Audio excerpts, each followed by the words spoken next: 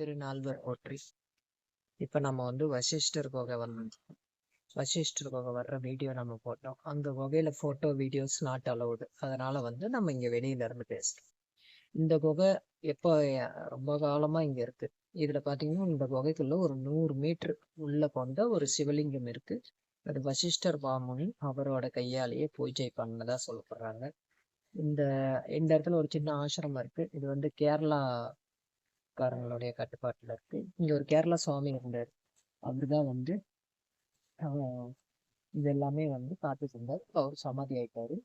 இப்ப நம்ம வந்து இந்த இடத்துக்கு வந்து எப்போ வந்தாலும் நம்ம வாரத்துல ஒரு முறையாவது இங்க வந்து ஒரு 1/2 மணி நேரம் தியானம் பண்ணிட்டு போறது வழக்கம். இன்னைக்கு வந்தோம்.